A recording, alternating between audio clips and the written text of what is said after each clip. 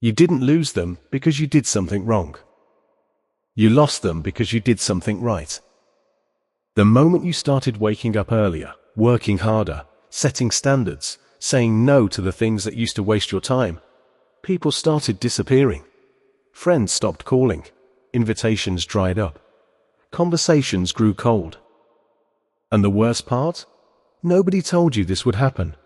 Nobody warned you that the price of growth isn't just discipline and sacrifice. It's also people. It's relationships you thought were permanent. It's faces you expected to see at your table when you finally made it. They weren't there.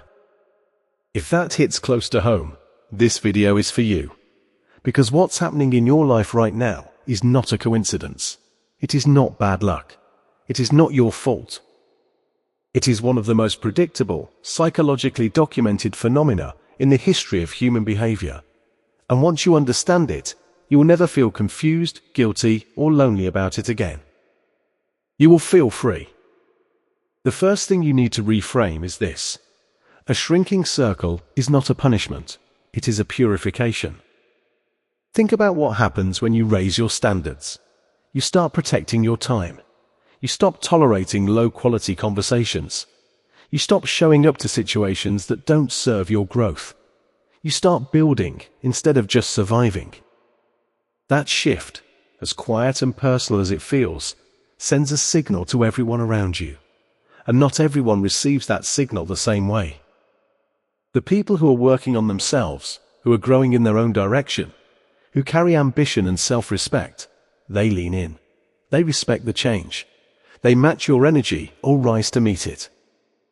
But the people who aren't growing, the ones who are comfortable in stagnation, who have built their identity around who you used to be, they pull away. Or worse, they push back.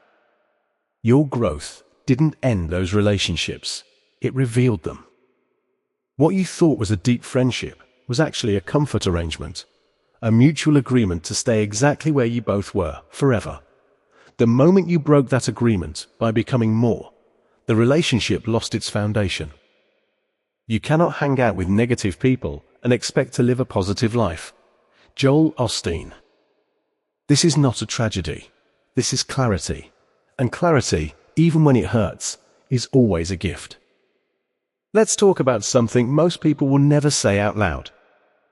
When you start winning, some of the people closest to you don't feel happy for you. They feel threatened by you. Not because they're bad people, but because your progress holds up a mirror to their inaction. Every step you take forward quietly asks them a question they don't want to answer. Why haven't I done that too? Psychologists call this social comparison theory. We measure our progress not against absolute benchmarks, but against the people around us.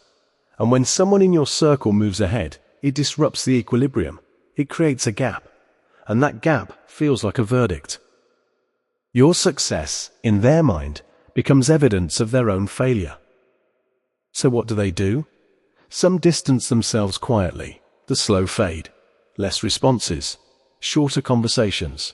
Excuses not to meet. They're not angry. They're ashamed.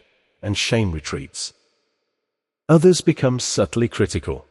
They start picking apart your choices, calling you arrogant, saying you've changed, as if change is an accusation. They minimize your wins. They remind you where you came from, as though your past is a ceiling you're not allowed to rise above. And some, the most insecure, will actively try to pull you back down. Sabotage dressed as concern. Doubt disguised as advice. Understand this. Their reaction is never really about you. It is about the story they're telling themselves about their own life. You just became an inconvenient chapter in that story. Here is the hard truth that separates the men who make it from the men who almost made it. The road to your best self is, for a long season, a solitary road.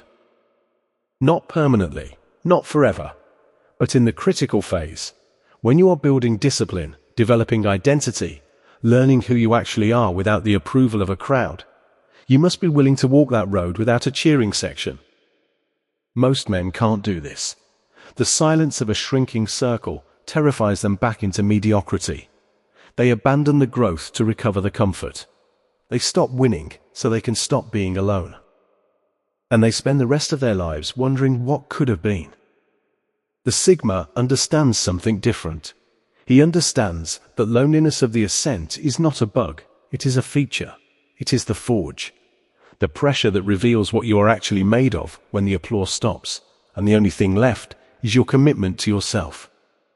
History's greatest builders, the ones who changed industries, raised empires, redefined what was possible, almost universally describe a period of radical isolation during their rise, not by accident, by necessity. Because you cannot build a new version of yourself while constantly performing the old one for people who liked you better that way. The lion does not turn around when a small dog barks. African proverb. Let them go quiet. Let the circle shrink. The space they leave behind is exactly the space your destiny needs to expand into. Not everyone who stays is loyal. Not everyone who leaves is an enemy. The key is learning to read people with precision rather than emotion. There are 3 types of people in every circle, and growth forces them to reveal themselves. Type 1. The lifters. These are the people who celebrate your wins without qualification, who challenge you with honesty, who tell you the truth even when it's uncomfortable, because they actually want you to grow. These people are rare. When you find them, protect that relationship like the asset it is. A single lifter is worth more than 100 spectators. Type 2. The leaners. These are the people who are in your life because of what you provided. Validation, companionship, entertainment, familiarity. They weren't bad people, but the relationship was transactional at its core. When you change, the transaction no longer makes sense for them. Let them go without bitterness. They served a season. The season ended.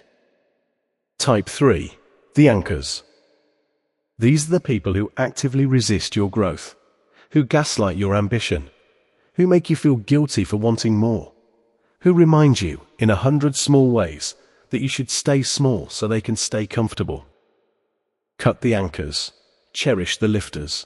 Release the leaners with grace. And when you rebuild your circle, rebuild it on purpose. Seek out people who are building something, who read, who study, who invest in themselves, who talk about ideas and vision instead of gossip and grievance. Your environment is not passive. It is either accelerating you or restraining you. Choose accordingly. I won't lie to you. Even when you understand all of this, even when you know intellectually that the shrinking circle is part of the process, it still stings. There will be nights when the silence feels less like power and more like punishment. When you scroll past posts of people you used to know living lives that look full and connected, and you wonder if the cost of growth is worth it. It is, but you have to build something in the empty space.